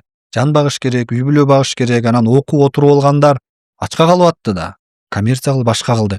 Анан ошол билим жагынан бир аз ошол убакта чоңойгон адамдар азыр чечим чыгарган убакка келди да. Ошолор азыр эми алдангандар, башка болгон жөнөкөй эле нерседен алдангандар чыгып атпайбы? Биз коомду агартышыбыз керек, өзгөртүшүбүз керек. Ошондо бүт баары таза болот. Ошондо таза шайлоолор өтөт, эл өзү эле тандап алат, ким экенин билип алат. Кооз сөздөргө, кооз сүрөттөргө ишенбей, жасаган ишине, чыныгы дараметине, бунун ичинде эмне бар экенине ошондо эле ишенип алат. Ошондой эле журналисттер дагы бир иликтөө чыгарса, койчу сен жөн эле бизди алдап атасың. Бул жерде мондай эле, бунун заказы окшойт деп эл өзү эле түшүнүп алат. Азыр көбү деле эми мындай жакшы жылыш бар, кетип атат. Анан бир нерсе чыгарсаң, экинчи тараптар айткандар болуп атат. Баягы ээрчимелер азайып атат, бир аз жакшы эле кетип атат. Эми бир аз бар да. Эми бирок дагы биз ушул нерсени жакшырап агартып көрсөтүп турсак, ашыктык кылбайт. Бул керек нерсе бизге. Сиз журналист катары эмес, адам катары эмнеден коркосуз? Адам катары адамдык сапатты жоготуп койгондон. Коркосуз. Адамдык сапатты жоготуп койгондон корком. Анткени биз адамдык сапат ар дайым керек экен. Бул жашоодо эмне кылсаң айланып келип кайра эле өзүңө тиет экен. Сен бүгүн кылдым болду деп койбой, бул адамдык сапат эң биринчи орунда турат экен. Мен иликтөө башка жасаганда биринчи тарапка деле ошондой мамиле кылам, экинчи тарапка деле ошондой мамиле кылам. Ой, сен шүмшүк экенсиң, мондай экенсиң деп барып алып ага характерим көрсөтүп грозный болбойм. Мен жай эле кайрылганда менин жумушум ушундай. Сиз мага жооп беришиңиз керек. Ушундай кылыңыз, макул, бүткөндөн кийин аны кагып сиртпей же сөгүбөй башка кылбай айтып кетем. Сындасам, өзүмдүн журналистиканын тили менен сындайм. Адамдык сапат эң биринчи орунда турат. Сиздин жашооңузда мен токтойм деген чек болду беле? Мен токтойм. Эмнеден? Мисалы, журналисттик иликтөөлөрдөн деле. Чарчап болду, ушун менен токтотом деген учур болду беле? Же качан токтойсуз? Азырынча жок. Эми кээде бир саамга ушуну таштап эле салайынбы, мындай кээде басым кысымдар болуп кеткен учурларда ушундай ой кетет. Андан кийин кайра жанданасың. Азырынча мен токтой албайм го дейм. Мен өзүңө жаккан нерсени кылсаң рахат аласың, ошол жумушуңан рахат аласың дейт го. Мен азыр ушул жумушум менен рахат алам. Ушул жумушум менен иштейм, ушуну туура деп эсептейм, ушул жолумду. Азырынча жок.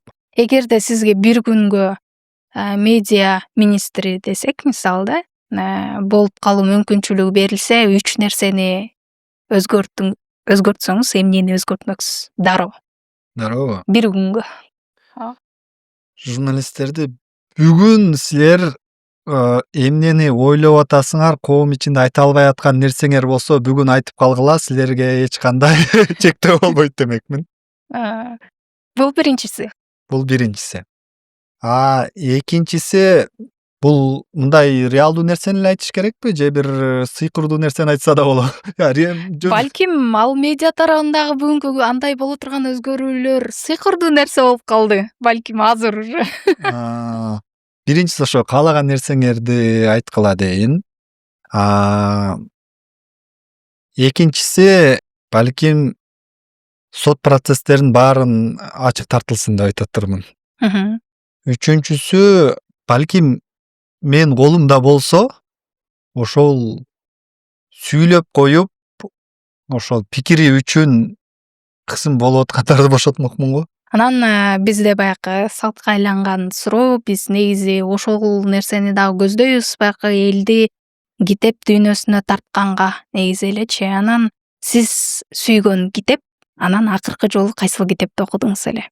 Чынын айтсам, акыркы убакта мындай китеп окуганга убактым жетпей атат. Менде айтып атпаймынбы, ушул жумушум, анан берки башка өзүм жумушум, анан бала чака бар, үйгө продукт алып келмей бар. Үйгө келсең 2 балаң отурат. Аларга да бир аз көңүл буруш керек дегендей. Мен окуган китептерден Чыңгыз Айтматовдун Тоолор кулагандасын окугам. Анан мен сүйгөн китептер бул Сынган кылыч. Бул жакта да турат. Бул Сынган кылычта кыргыз элинин, кыргыз бийлигинин мүнөзү кандай экени, бийлик талаш кандай болоору бүт жазылган. Азыр өзүңүз дагы айтып калбадыңызбы, үй бүлөңүз жөнүндөгүчү, мисалы балдарым күтүп атса, анан мен ошол жака убакыт бөлүшүм керек дегендейчи. Негизи сиз ушинтип иликтөө кылып жүрөсүз, ызы чууларда көп жүрөсүз. Анан жубайыңыз тарабынан бул жака көз караш кандай? Дайым эле колдойт, анан баягы коопсуздук болгон жерлерде мындан этият бол, тигинден этият бол деп айтат. Ал өзү дагы журналист. Ошол 24 kg 24 kg сайтында иштейт, эми учурда декретте. Дайым эле колдоо болот. Анын дагы колдоосу менен башында ачылып аткан учурда дагы анын колдоосу, жардамы менен башында баягы жалгыз болуп минтип аткан учурда ал жардам берип, кээде видео монтаждарды жасап берип, видеолорду. Ал ошо журналистика тармагында окуган, билген, анан жасап берип, жардам берип дагы деле келет. Анан бир маселелер болсо, кээде чогуу талкуулайбыз. Бул мындай, анан бул жака бараарда мындан этият бол, тигиндей кыл деп айым эскертип турат. Анын бул тармакта көз карашы түз. Башында мен ушу эркин журналистика жакка кетем деп аткан учурда бир аз кооптонгон. Кандай болот? Даярдык барбы? Азыр чыгып алып, эмнени алып чыгасың? Анан кантип жашайбыз? Кандай болот? Тигиндей деген маселелерденчи. Анан мен ошо техникаларды даярдап, эмне менен тартам, каерде отурам, ошол маселелер чечилгенден кийин бир аз кооптонуусу азайды. Бирок дальше кантип иштейсиң, эмнени алып чыгасың, кандай болот деген нерсе менен көрүп атып, бир аз кооптонулду.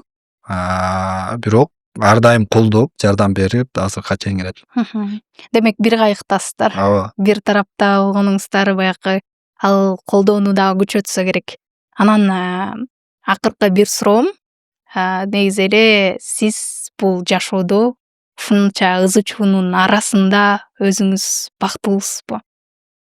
Нет, мен ушул нерсе менен жүрүп бактылуумун десем туура эмес болуп калат. Айтайын дегеним, эми ушунча ызы чуу болуп атат жашооңузда, ар жакта жүрөсүз, бирок адам катары мындай өзүңүздү бактылуу сезесизби? Адам катарыбы? Адам катары мен өзүмдү бактылуу эле сезем.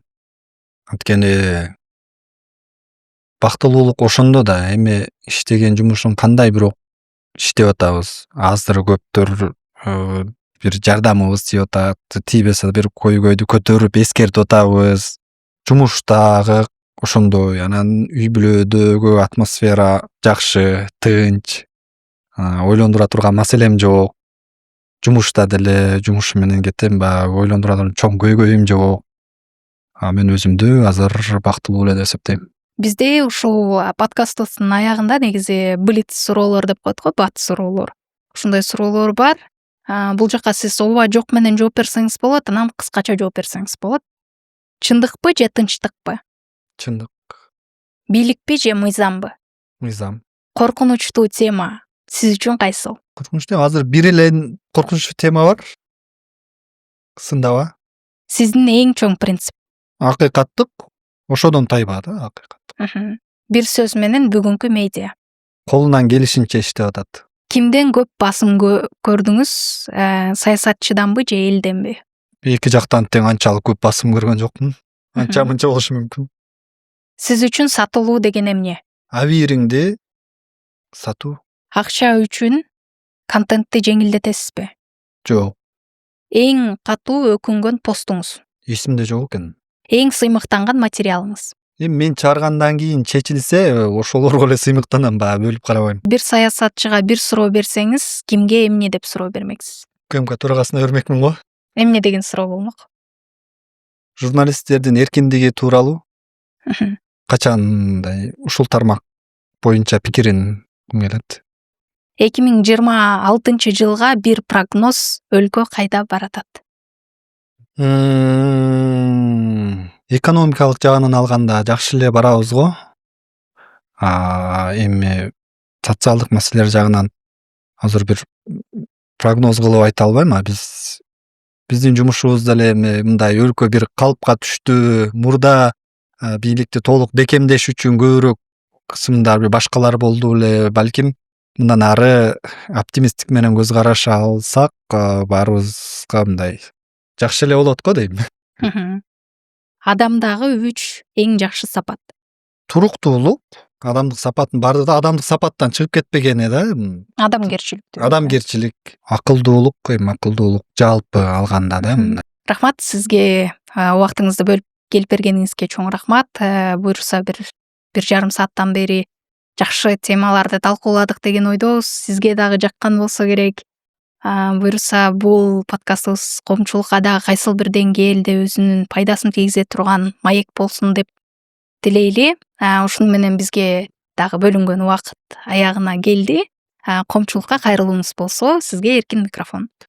Рахмат. Эми биз жалпы көрөрмандарга жаңы жылы менен куттуктайбыз. Ушул жыл жакшылыктардын жылы болсун. Анан алданбаңыздар, өз укугуңуздарды билип, кайсы бир нерсе болуп атса, өз укугуңуздарды талап кылганды билиңиздер, бирөөнү ээрчип кете бербей, талдаганды, анализдегенге аракет кылып, болбосо бирөөлөрдөн кеңеш алганды биле жүрсөңүздөр абдан жакшы болмок, баарыбызга жакшы болмок. Рахмат. Биз подкастыбыздын башында коомчулукка убада берген элек. Буюрса Элеман мырза биздин катталуучуларыбызга дейлүү көрөрмандарыбызга, комментаторлорубузга бир белеңиз болуш керек эле. Бул кандай белек? Бизге азыр кандай тандалат ал? Бизде мындай шарт болот. Ушул подкасттын алдына кандай комментарий болсо дагы, албетте жакшы маанидеги комментарий жазылып, анан ошол комментарий көп лайк топтосо, ошол адамга биз сиздин сыйлыгыңызды ыйгарабыз. Анда эми ар тараптан Оштон же Бишкектен жазгандар ушул сыйлыкты алып калышы мүмкүн. Мындай кылалы. Киного 2 кишиликке билетти алып берейин. Ал өзү тандасын. Биз комментатор сиздер ким утса, жеңүүчү деп табылса, ошол өзү каалаган кинотеатрга, каалаган сеансын тандасын. Анан кийин мен ошого 2 адамдык билетти алып берейин. Азыр мен билет алып келип алсам, алардын убактысы же жашаган жери дал келбей калышы мүмкүн. Өзүлөрү тандасын, анан сиздер менен байланышат да. Сиздер менен байланышып, ал жагын уюштуруп алып берели. Чоң рахмат. Демек шарты биздин көрүүчүлөрүбүзгө маалым болду окшойт. Ошондуктан ушул подкастыбыздын алдына өзүңүздөрдүн жакшы бир жылуу сөздөрүңүздөрдү жаза кеткенди унутпаңыздар. Бүгүн бизде конокто эркин журналист Элеман Карымшаков болду. Аны мен Нуркыз Мирланбекова алып бардым. Ушуну менен биздин подкастыбыз аягына келди. Сак саламатта туруңуздар.